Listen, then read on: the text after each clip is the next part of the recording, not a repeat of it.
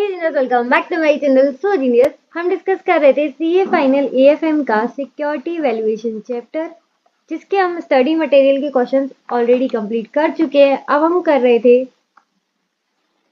Questions paper की practice, ठीक है, जिसमें हमने मई 24 का एक क्वेश्चन कंप्लीट कर दिया था। अब इसका हम नेक्स्ट क्वेश्चन कंप्लीट करने जा रहे हैं, ठीक है, जो कि है हमारा क्वेश्चन नंबर 5 का पार्ट बी। पहले क्वेश्चन को रीड करते हैं। XY limited paid a dividend of ₹3। Paid a dividend, मुझे बताओ ये D1 है या D0? पे किया हुआ है, इसका मतलब ये D0 है, तो क्लियरली मेंशन है, ठीक है, तो इसको आप D1 अज्यूम नहीं कर सकते। पेड वर्ड दे रखा है तो इसको हम D0 ही कंसीडर करेंगे। अच्छे से लिख देती हूँ मैं। आगे देखते हैं क्वेश्चन को। फॉर द करंट ईयर अभी डिविडेंड पे किया हुआ है, D0 दे रखा है। आगे the dividend is expected to grow at 30% for the next 5 years and at 15% per annum there after. यहाँ पर आपको ग्रोथ रेट दे रखी है, लेकिन ध्यान देना दो दे रखी है। पहली है 30%, जो कि सिर्फ 5 साल तक चलेगी, और उसके बाद हो जाएगी है 15% देयर आफ्टर, यानी कि फॉर एवर वाली दे रखी है। 5 साल के बाद हमेशा हमेशा ग्रोथ रेट रहेगा 15%, ठीक है। आगे क्या दे रखा है? The return on 182 days T bills. T bills का मतलब ये शॉर्ट फॉर्म होती है ट्रेजरी बिल्स की, जो कि दे रखी है 12%। इसका मतलब क्या है? ये क्या है हमारी 12%? ये है RF, risk free rate of return, ठीक है। और ध्यान देना है पर एनम दे रखा है, क्लियरली दे रखा है 12% पर एनम। तो ये मत सोचना कि यहाँ पर 182 डेज दे रखा है तो ये 182 डेज की है, नहीं, यहाँ पर क्लियरली वो पर एनम की दे रखी है, और हमें क्वेश्चन में सॉल्व करने के लिए भी पर एनम वाली ही चाहिए। तो जो चाहिए अपन को वही दे रखी है, तो 182 डेज का कोई मतलब नहीं है, ठीक है, कोई मतलब नहीं है। तो 182 डेज को काट देंगे ताकि आपका कंफ्यूजन दूर हो जाए। तो हमारा risk free rate of return यानी कि ट्रेजरी बिल्स का रेट दे रखा है 12% per annum, and the market return is expected to be around 16%। Market return यानी कि RM सीधा सीधा गिवन दिया है 6%, with a variance of 24%। Variance given है 24। द कोवेरिएंस बीटा नहीं दे रखा है, इसलिए हमें वेरिएंस और कोवेरिएंस दे रखा है ताकि हम बीटा कैलकुलेट कर लें, ठीक है। CAPM मॉडल में अपन लगाते हैं ना RF plus beta RM minus RF, तो RF भी है RM भी है, बीटा नहीं दे रखा, तो बीटा हम वेरिएंस और कोवेरिएंस को यूज करके कैलकुलेट कर देंगे। ओके, आगे देखते हैं क्वेश्चन की requirement. You are required to calculate, पहला the required rate of return that is K. Simple शब्दों में के ही कैलकुलेट करने के लिए दे रखा है, जो कि हम CAPM मॉडल से आराम से कैलकुलेट कर लेंगे क्योंकि हमें सारी इंफॉर्मेशन गिवन है। समझ में आ रहा है ना? इस तरीके का क्वेश्चन हम एक बार स्टडी मटेरियल में कर चुके हैं, सेम टू सेम यही क्वेश्चन है। उसमें जहां तक है वेरिएंस और कोवेरिएंस भी यही वैल्यूज दे रखे थे, मतलब वेरिएंस कोवेरिएंस के तो वैल्यूज भी चेंज नहीं किए भाई साहब। तभी मैं कहती हूँ स्टडी मटेरियल अच्छे से किया करो, सेम टू सेम क्वेश्चन फंसा है। देख लेना क्वेश्चन 17 या 18 होगा, ठीक है। आगे देखो, calculating intrinsic value of stock. Simple P0 calculate करने के लिए दे रखा है, बहुत आसान है भाई। KE और P0 तो क्या हमने काफी ज्यादा प्रैक्टिस कर रखी है, आराम से कैलकुलेट हो जाएगा। फिर प्रेजेंट वैल्यू फैक्टर एट 17%। वैसे तो अपन को अभी KE पता नहीं है कि कितना आएगा, KE को हम यूज करते हैं as a present value factor, discounting factor, और यहाँ पर वो ऑलरेडी दे रखा है 17%। तो यहाँ से हम एक आइडिया निकाल सकते हैं कि हमारा जो कैलकुलेट होकर आएगा KE वो 17% ही आएगा, क्योंकि KE को हम बाद में यूज करेंगे डिस्काउंटिंग फैक्टर, और वो डिस्काउंटिंग फैक्टर हमें ऑलरेडी गिवन है 17%। 5 सालों का चाहिए और 5 सालों का ही गिवन है, मतलब देख रहे हो भाई, स्टडी मटेरियल में शायद ये दे नहीं रखा था, लेकिन क्वेश्चन पेपर में एग्जाम में ये चीजें आपको गिवन है, तो भाई बहुत बढ़िया बात है। मतलब स्टडी मटेरियल से भी क्वेश्चन को आसान बना दिया है यहाँ पर,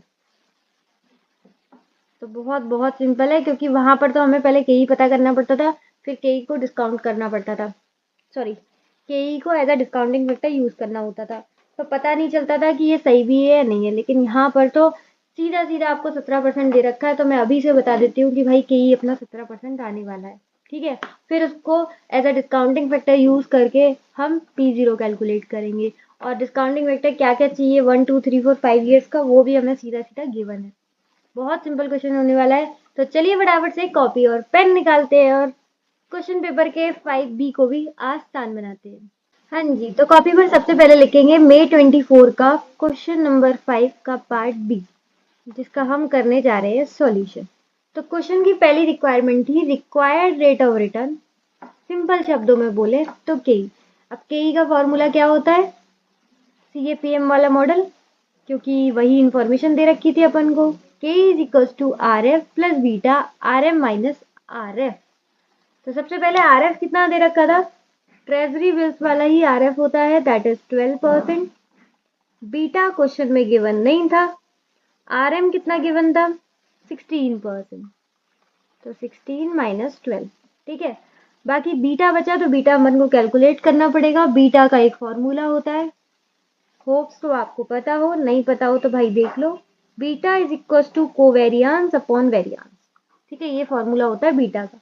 तो कोवेरियांस भी गिवन है 30% और वेरियांस गिवन है अपन को 24%। तो इसको कैलकुलेट कर लेंगे, तो 30 अपॉन 24 करेंगे, ये आ गया 1.25। 1.25 ये आ गया हमारा बीटा, ठीक है। तो इसे फॉर्मूले में पुट कर देंगे 1.25। R M minus R M यानी कि 16 में से 12 गए 4, इंटू करेंगे बीटा से 1.25, ये आ गया 5, और 5 में 12 प्लस करेंगे तो ये आ गया 17%। तो जैसे कि मैंने आपको पहले ही बताया था कि के भाई साहब 17% आने वाला है, क्योंकि के को यूज करते हैं हम as a present value factor, और प्रेजेंट वैल्यू फैक्टर हमें ऑलरेडी क्वेश्चन में गिवन था 17%, ठीक है। तो हमारा आइडिया बिल्कुल सही गया। अब आते हैं क्वेश्चन की सेकंड रिक्वायरमेंट पर, that is intrinsic value of the stock. तो यहाँ पर अपन को प्राइस कैलकुलेट करना है। प्राइस कैसे कैलकुलेट करते हैं किसी भी स्टॉक की, जो भी आपको फ्यूचर में मिलने वाला है उसको आज की वैल्यू पर ले आओ, आपका प्राइस कैलकुलेट हो जाएगा, ठीक है। तो इसके लिए अपन को एक फॉर्मेट बनाना पड़ेगा प्रेजेंट वैल्यू का, ईयर, जो भी अपन को मिलने वाला है, cash flows, present value factor जो कि हम यूज करेंगे 17%, क्योंकि हमारा के 17% आया है, और जो भी अपन को मिलने वाला है उसका इंटू कर देंगे प्रेजेंट वैल्यू फैक्टर से, तो हमारा आ जाएगा present value of cash flow, यानी जो भी फ्यूचर में मिलने वाला है उसका आज का वैल्यू क्या है, बस यही हो जाएगा हमारा प्राइस। तो आओ फटाफट सबसे पहले ईयर देखते हैं कितने दे रखे हैं, 5, 1 2 3 4 5, ठीक है। और एक और बार 5 लेना है, क्यों लेना है, अगर स्टडी मटेरियल के क्वेश्चंस किए होंगे तो आपको पता होगा, नहीं पता तो कोई दिक्कत नहीं है, थोड़ी देर में पता चल जाएगा। सबसे पहले 5 साल में स्टार्टिंग में क्या मिलेगा, स्टार्टिंग में अपन को मिलेगा डिविडेंड। 3 डिविडेंड ऑलरेडी पेड हो चुका है 3 रुपीज का, ठीक है। अब उसमें ग्रोथ लगेगी, तो स्टार्टिंग में ग्रोथ रेट कितना दे रखा था, ग्रोथ रेट उन्होंने 2 बोली ना, तो dividend is grow at 30% for the next 5 years, यानी कि यहाँ पे जो ग्रोथ रेट लगेगी वो 30% लगेगी, और 5 साल के बाद जो ग्रोथ रेट लगेगी वो 15%, ठीक है। तो यहाँ पर कितनी है 30%, तो 3 में प्लस कर देंगे 30%, ये आ गया 3.9, ये डिविडेंड मिलेगा D1। फिर अगेन 30% करेंगे तो ये हो जाएगा 5.07, फिर 30% 6.591, again 30% 8.5683, D1 D2 D3 D4, एक और बार 30% करेंगे, 5 बार बोला है ना, 11.13879, ठीक है। अब जो छठवें साल में मिलेगा ये सब क्या है, ये है D1 D2 D3 D4 D5, यानी कि 5 सालों में अपन को जो भी डिविडेंड मिलेगा वो है, ठीक है। उसके बाद क्या है, उसके बाद ग्रोथ रेट है हमारी फॉरएवर वाली, 5 साल के बाद फॉरएवर हो जाएगी 15%। और जब भी फॉरएवर वाला होता है तब हम फॉर्मूला क्या लगाते हैं,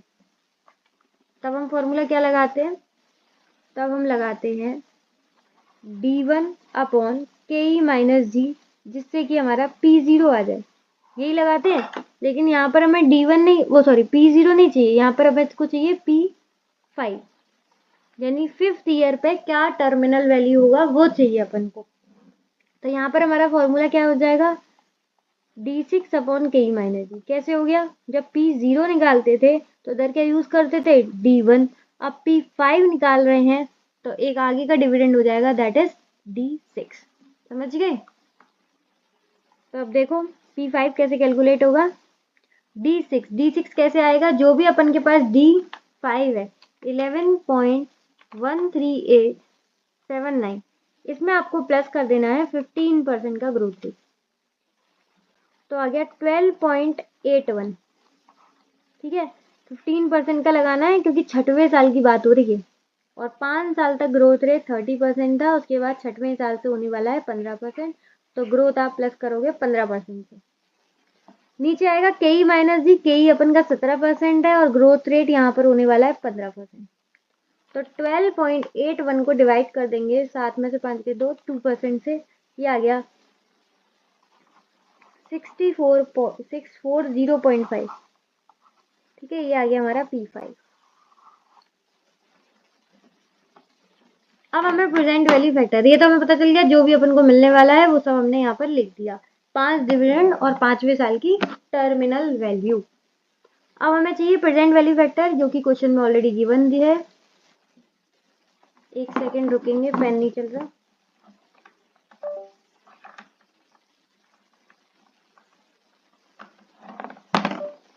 चल गया 0.855, 0.731, 0.624, 0.534, 0.456। ठीक है, यहाँ भी देखो ज्यादा 4 डेसिमल हो रहे हैं, यहाँ भी अपन 3 डेसिमल कर लेते हैं। इसको हटा देते हैं, इसको भी हटा देते हैं, इसको हटा देते हैं, इसको राउंड ऑफ करके 9 हो जाएगा।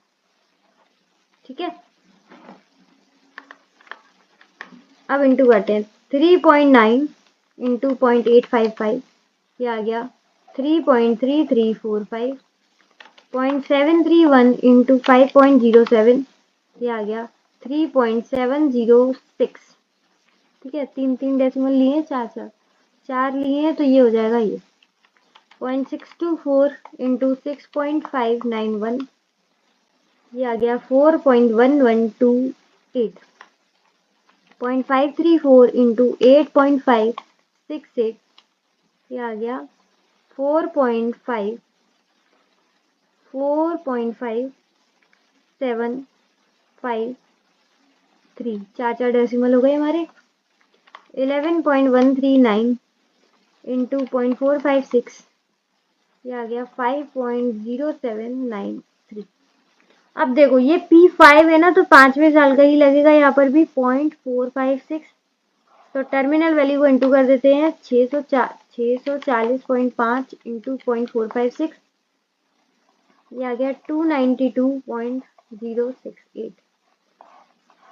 तो ये अपन को मिलने वाला है D1, D2, D3, D4, D5, और 5वें साल के बाद फॉरएवर वाली होने वाली है, तो यहाँ पर हम देखेंगे टर्मिनल वैल्यू ऑफ 50 ईयर।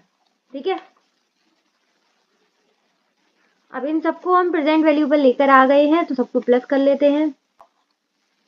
5.0793, 4.5753, 4.1128, 3.7062, 3.3345, ये आ गया 312.8761। ठीक है, 2 डेसिमल तक भी लिख सकते हैं, 312.8। तो ये था हमारा क्वेश्चन की second requirement, intrinsic value of the stock. कैसे कैलकुलेट करी अपन ने, पहले सारे के सारे कैश फ्लोज लिख लिए जो भी अपन को मिलने वाले हैं, D1, D2, D3, D4, D5। उसके बाद 5वें साल के बाद टर्मिनल वैल्यू लिखेंगे, यानी कि 5वें साल में अपन को टर्मिनल वैल्यू मिलेगा 640.5। फिर इन सबको आज की वैल्यू पर लाने के लिए इंटू कर देंगे प्रेजेंट वैल्यू फैक्टर से। प्रेजेंट वैल्यू फैक्टर से इंटू करेंगे तो जो भी अपन को मिलने वाला है उसकी आज की वैल्यू आ गई। D3 की, D4 की, D5 की और P5 की सबकी प्रेजेंट वैल्यू आ गई। सबको प्लस कर दिया तो हमारा आज की वैल्यू आ गई, दैट इज P0 और हमारा intrinsic value of the stock. ऐसा same to same question ditto में करा चुकी हूँ स्टडी मटेरियल में, और मैं बोलती हूँ भाई स्टडी मटेरियल अच्छे से कर लिया करो, डिट्टो क्वेश्चन फंसते हैं। यहाँ पर तो सेम टू सेम क्वेश्चन फंसा है। उसके बाद बीटा निकालने के लिए जो कोवेरियंस और वेरियंस दे रखा है उसका वैल्यूज भी सेम है। तो एक बार स्टडी मेरी का क्वेश्चन इस तरीके का देखिएगा। बाकी कमेंट करके बताइए कि कैसा लगा। वैसे तो आपको ईजी लगा होगा क्योंकि सेम टू सेम क्वेश्चन कर चुके हैं। बाकी लाइक शेयर एंड सब्सक्राइब कर दीजिए। आज के लिए बस इतना ही। इसी के साथ इसी तरीके से खुश रहिए, मुस्कुराते रहिए। मिलते हैं नेक्स्ट वीडियो में, तब तक के लिए bye bye, be happy always.